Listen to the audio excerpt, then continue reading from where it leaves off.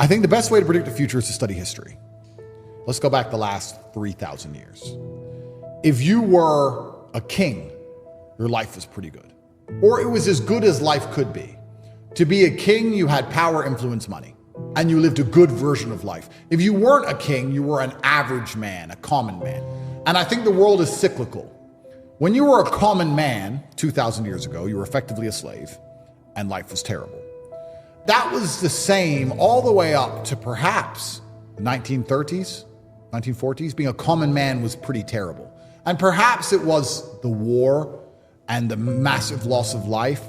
Perhaps it was something else, I'm not sure. But I kind of feel like there was a golden period between in the 50s, the 60s, the 70s, the 80s, where being a normal, hardworking man, because life is cyclical, went from being a terrible existence to quite a good existence. In the 60s, you could be a normal man who worked in a factory, an unskilled labor job, and with one wage, you could afford a house, you could afford a car, you could afford to raise a family, your children would not be taught garbage in school. Yep. What matters most? Your wife loves you, you're respected as the breadwinner, your kids respect you, they listen to you, your house is clean, your house is safe, your car works, your life is good. And I feel like because it's cyclical, those good times are over and we're going back to where it was before. The kings have always been fine, and we always will. But if you're the common man, I think that the good days are over. Inflation is going to absolutely decimate your spending power. Now, inflation doesn't damage me. Inflation doesn't damage me because I own all the assets. Inflation just means Bitcoin and stock and land and houses all go up. Inflation means my car collection is no longer worth 110 million. It's now worth 300 million, whatever. Because inflation is meaning your money is worth less. And it's going to take more of your money to buy a house. And your wage is not going to increase at the rate of inflation. It's becoming more and more impossible for you to own assets. For us asset owners, inflation's fantastic. So the common man is about to get wrecked. I think inflation is going to make it exceptionally difficult. I think AI is going to make most jobs worth less than they already currently are. And you're going to, if you still have a job, it's going to be only managing the AI, which means you're going to be paid even less than you're currently paid. I think life is about to become exceptionally difficult for the people in the middle. I think the good times are over. I think it's going to go back to the feudal system of kings and serfs and peasants. And I think if you're a normal, average person now, you should feel deep fear and panic and understand that you have a certain amount of time to get into the higher bracket of the social class before these hard times come. And the most scary thing about these hard times is I feel like the gap is going to permanently close. In olden times, the chance of turning into anything more than a peasant when you were born a peasant was effectively zero unless there was chaos, unless there was a war or some great catastrophe for you to go to war, win, get a knighthood for bravery, get some land, and change your social mobility class. But there had to be war and chaos for you to escape, because without the chaos, it's kind of like a prison break. When all the rules are being adhered to and the prison is operating as it should, you're stuck in your cell. But if there's a prison riot, you have a chance to escape, which means uncertainty and chaos are required for the difference in social mobility. But now I feel like with AI and certain other things, although there's going to be instability in the world, although they're going to continue to lie to us, I feel like the Matrix is going to gain enough control to keep us all in our pods or in our 15-minute cities, or our electric cars will be turned off, or we need to get our bug rations for the week so that there can't ever be enough true chaos for you to escape. There won't be true social mobility, and I feel like there's going to be a close. The people who are rich now, their bloodlines will be rich for a very long time. And the people who are poor now, if they don't get rich soon, in the next 10 years or so, they're never going to get rich. The prices of houses are going to continue to go up. Prices of land is going to continue to go up. Inflation is going to continue to happen. Your wages will not catch up. It's now or never. Yeah. It's almost impossible right now. How does the average person on an average wage buy a house in London right now? Yeah. It's almost impossible already. I think in the next 10 years, it's going to become truly impossible, and they're going to use AI to keep the gap closed. And what I find most interesting about that is the socio ramifications of the fact that I think this is quite pertinent to most average people. I think most normal people understand. If you were to ask them, how's the economy? They'd say, well, it's impossible. I can't pay for my bills. I can't pay to eat. I can't afford a house. I can barely afford my mortgage. I'm never going to get rich this way. They understand all of this, but they're not panicking. Why are you not panicking? The Titanic just hit the iceberg. You may not be in the water yet, but it's a certainty. Panic now. don't panic at the end with everyone else as they go into the icy depths. No, I would argue if I was on the Titanic and it got struck by the iceberg, I could have got a lifeboat nice and early. Now, I wouldn't have women and children first. I'm just using this as an analogy. I could have gone to the top deck when no one else was panicking and said, you know what, I want this. I want to go on a lifeboat. No, I don't feel comfortable on a lifeboat. And the guard probably would have said to me, you don't need to go on a lifeboat. It's no big deal. I said, yeah, but please just give me the lifeboat, or here's some money or whatever. I want this one. Give me this one. Everyone started panicking at the end. And people are sitting here now going, oh yeah, the economy's bad, but maybe if we vote for this person, who are you going to vote for that's going to put money in your pocket? Actually, nobody. You still got to pay your council tax. Still a brokey. Nobody cares. No one you vote for is going to change it. It's going to get worse. It's going to continue. And the boat is going to sink and you're not panicking. That's why one of the things I try very hard not to do is become elitist. Because when you've come from the absolute bottom to the absolute top and you've done it all off of your own back and hard work and dedication and never missing a day, the only shortcut to life is to never miss a day, because sometimes you get lucky. And you'll never miss a lucky day if you try every day. And that's what people don't understand. If you never miss a day and you never don't try and you're always on time and you try and improve every aspect of your life and you're a professional and you try and make sure that you analyze your decisions, you give yourself feedback, you don't make mistakes, you're not lazy. If you try and you make it to the top, you end up elitist because you look at the people down below and you're like, well, why didn't you try? I did. Oh, I did too. No, you didn't. That's a lie. Now you're lying to me and that annoys me.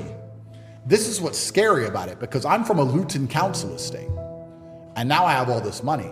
But if I meet somebody who's truly broke, I'm not talking about you not have hundreds of millions, but if I meet somebody who's broke, I think they're an idiot. And I catch myself going, is that bad? Am I elitist? Or do I sit down now and I just say, no, I started lower than you and beat you. How are you poor?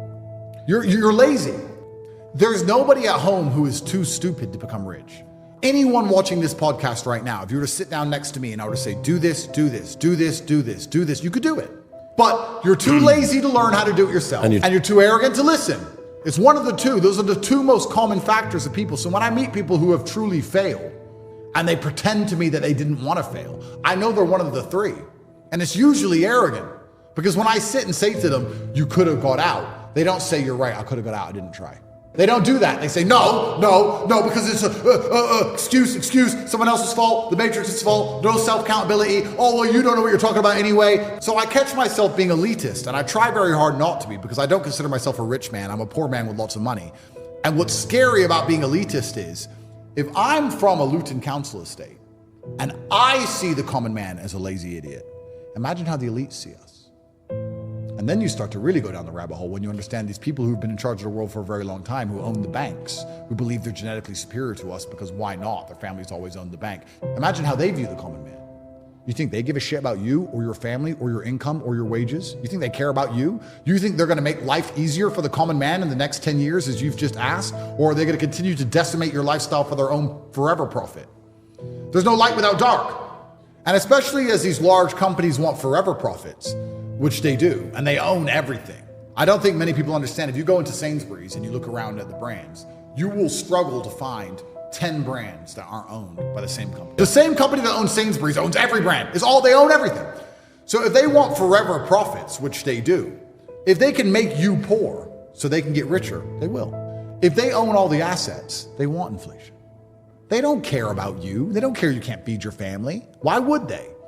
So, and you can also look at it from a global perspective, which is quite interesting. America was built off the back of World War II. World War II made America rich. But Europe, for the longest time, got rich off the exploitation of second and third world nations. That's how it got rich, by building empires in Africa and Asia, etc. Colonizing countries. Yeah, colonizing countries. That's how they got rich. And now we have populations in Europe and in the West, which are decadent, and we want high wages, and we want maternity leave, and we want holiday pay, and we want good working standards, and we want good working hours, and we want nice chairs to sit on. Now we're entitled. And if you're a company and you need slaves, do you want entitled slaves, or do you want slaves who are just going to do their job for low pay? And then you start to understand why immigration's being unchecked on purpose so they can bring in people to try and work jobs for basically nothing, who don't want standard of living and don't want standard of work. And what they're effectively doing now is, instead of exploiting the second and third world to benefit Europe, the globalists are now decimating Europe on purpose. Instead of destroying the second and third world for the benefit of Europe, they're going to destroy Europe, and that's going to benefit the second and third world. But they're globalists and they don't care. All they care about is forever profits. They'll go live in Saudi. They'll go live in Mumbai. They don't care. They're not tied to the land or tied to the place like the average European is. So if you're the average man in a European country and you're not financially free and you're stuck somewhere in the middle, not only is your life going to get harder, but also the place you live in is going to get worse. Your wages are going to go down. Crime's going to increase so that the people in charge can get their forever profits and avoid all the mess they make. And it's all done purposefully. If I was an average person, I'd be genuinely afraid. I mean, it's easy for me because I have so much money. I can look at the map and go, where is safe? Tokyo, cool. Most people can't do that. They're stuck. And the fact that that doesn't bother them or they don't panic, I find flabbergasting. I mean, the iceberg has struck the Titanic. How long can you have a border where people can arrive by dinghy and throw acid in people's face until your nation has fallen? And how long will you sit there and get hit by endless bills that continue, inflation that wrecks your currency, wages that don't increase, new taxes with ULEZ cameras, crime rates increase? Bro, I said this to Tristan. We were saying how we miss England because we're English in our hearts and part of us miss it. And I was saying, you know what? If I lived in England, I couldn't even protect myself. If you come to my house, there's a big gate and there's pit bulls and there's 4 guys with weapons, guns. You need SEAL Team 6 to get in my house. There's bulletproof doors and I have a gun next to my bed. I'm the final boss. It's going to be a shootout. In England, I can have all the money in the world. I can go to Radlett. I was looking at a house in Radlett. I'll say it right now. It's 12 million pounds. It was gorgeous. And I thought it's worth 20 million. And I was like, Tristan, if we bought this house, the problem is we couldn't even protect ourselves because eventually someone will work out it's our house. The only way you can protect yourself in the West now is to hide. I was like, we can buy this house, not put it in videos, not put it on social media, not invite girls over, because you know what will happen? You'll invite a girl over one day and she'll say, I'm coming with my friend Lucy. Next weekend, she's out sniffing coke with some dickhead, and she's like, I was at Tate's house. No, you weren't. Yeah, I was at Tate. I was looking at this picture. Where was it? Here. They now know where your house is. Mr. Bugatti, Mr. Diamond Watch. I'm sitting in my Radlett house. There's fucking 25 windows, 6 door entrances. I'm like, Tristan, we can't even hire armed guards. You can't even be rich in England unless you want to hide. I wear a $400,000 watch in Bucharest, Romania. In London, I don't wear it. So we're talking about how the nation's failed. You could be rich in England and you're still not safe. You have to live like a hermit, like a cockroach under a rock and hide. Or maybe you get a chance to call the police before they chop your wife's hands off. Oh, that's great. And there are people there with no money. They're not even rich like me. They have no money. And they're sitting there going, it'll be okay. Maybe if we get Rishi Sunak out and get another one in. No, it won't. No, it won't. It is a failed society. You need God. Revert to Islam and move to Saudi Arabia. In Saudi Arabia, none of that will happen to you.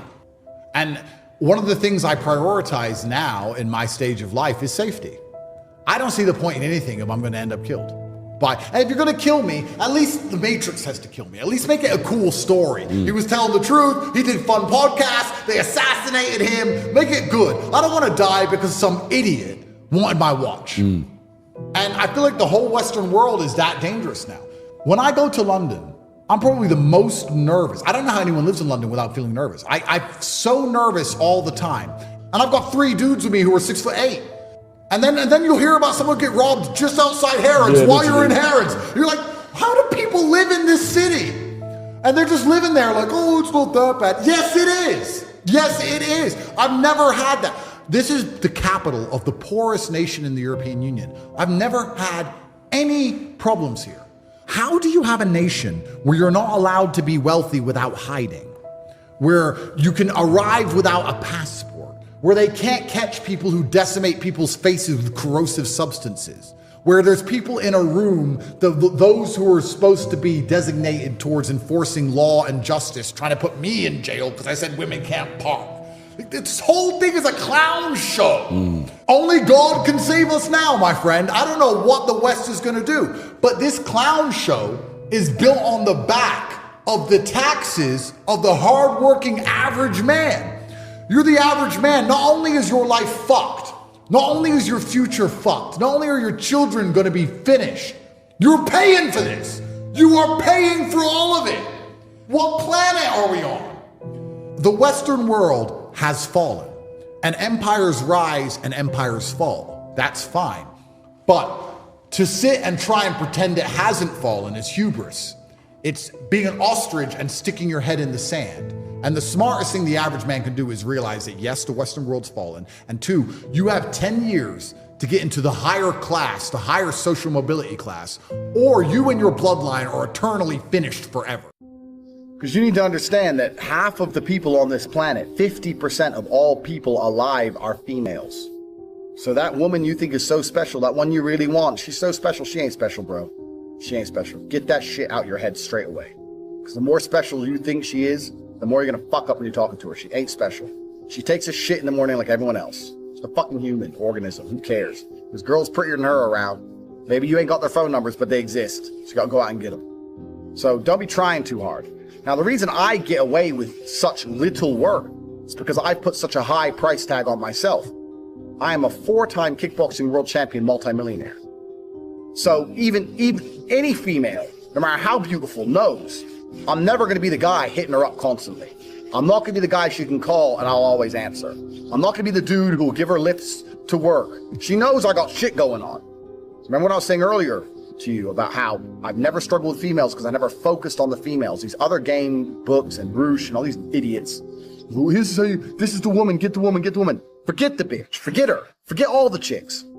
Worry about yourself, get yourself straight. And when your own shit's straight, got yourself together, females are an added bonus. It's much easier to focus on yourself and get yourself high level and then start getting females than it is to forget about yourself.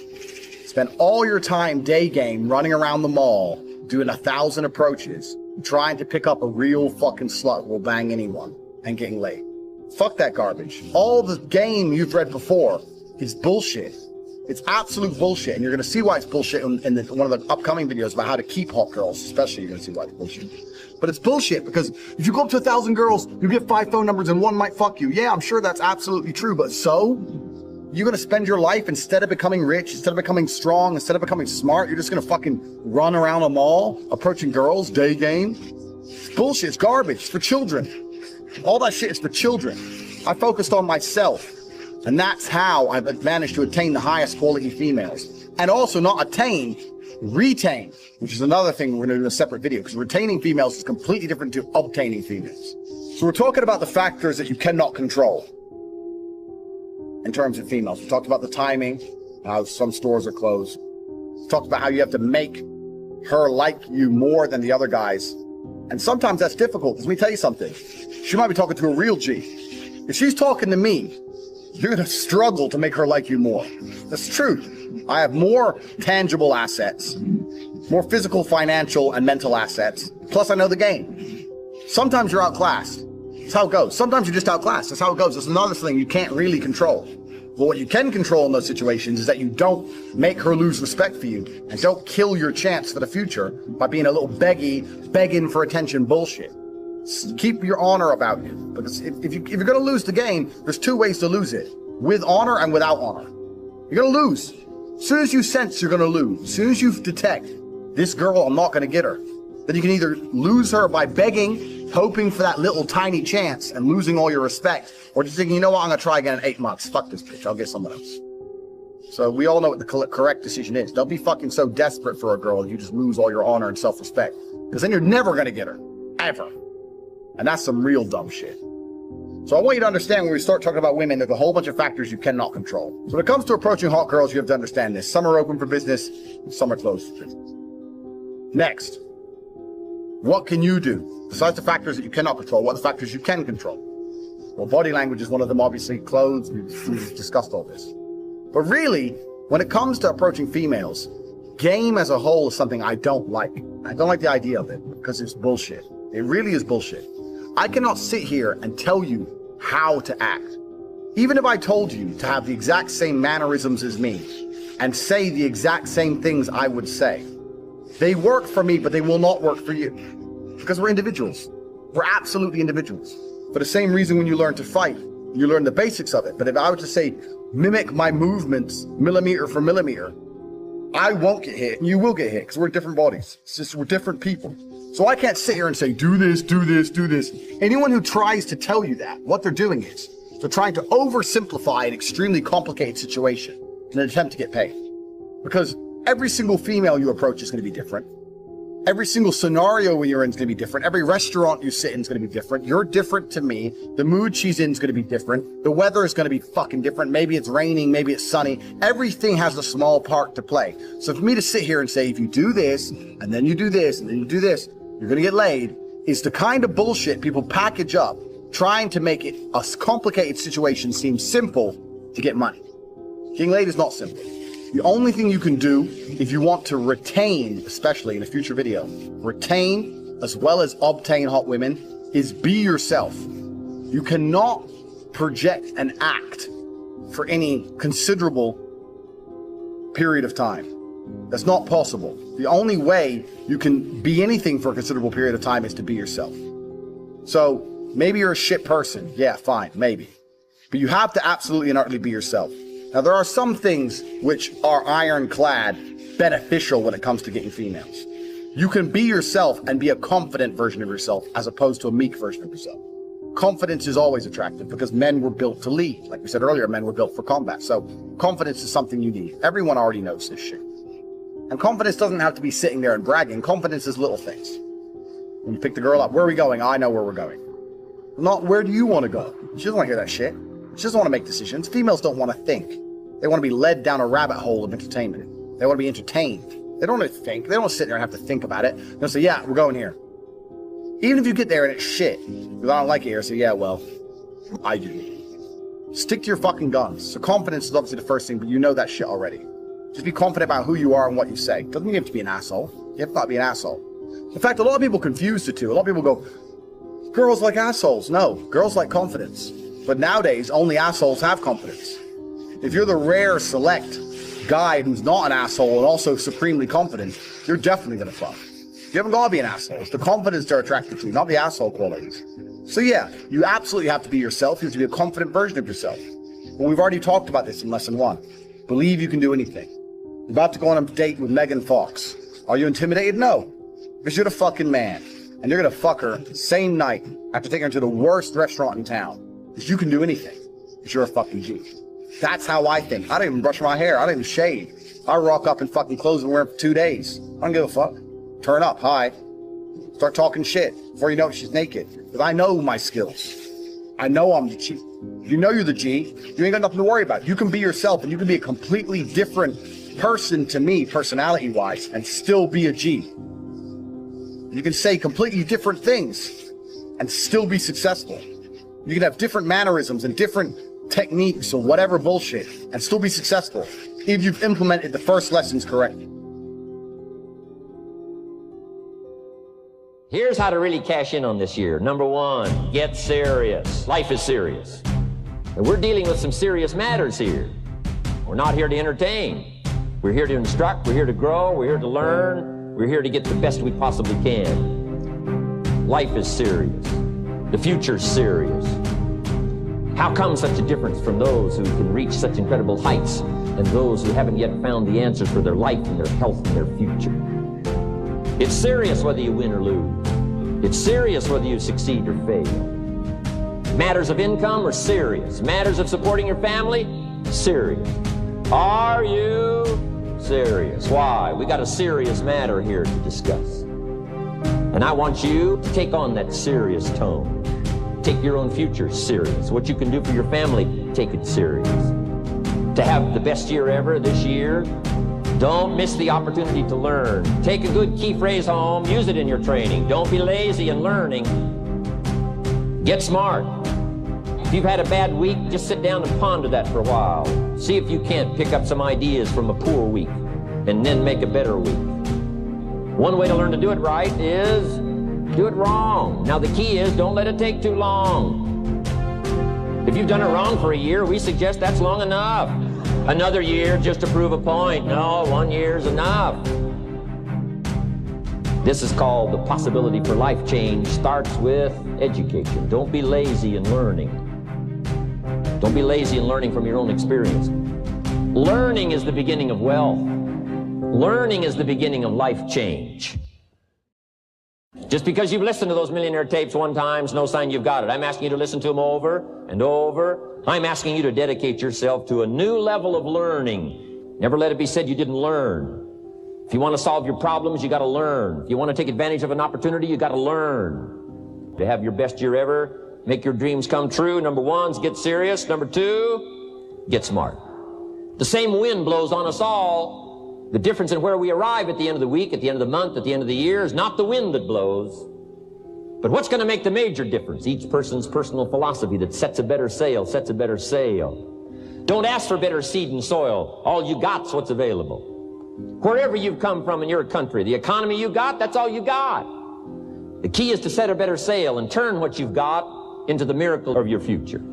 Taking notes, rolling up your sleeves, commit yourself to learning so that you can get smarter for the days ahead. Here's number three. Get going.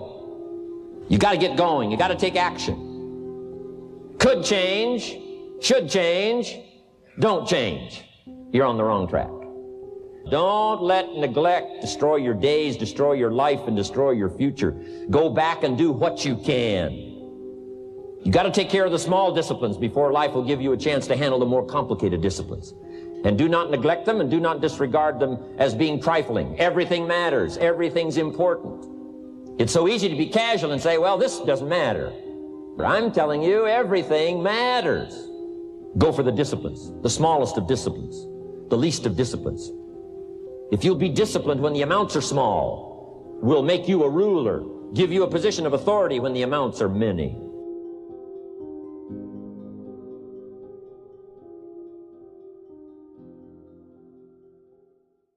Thanks for watching. For more motivational content like this, make sure to like and subscribe to this channel.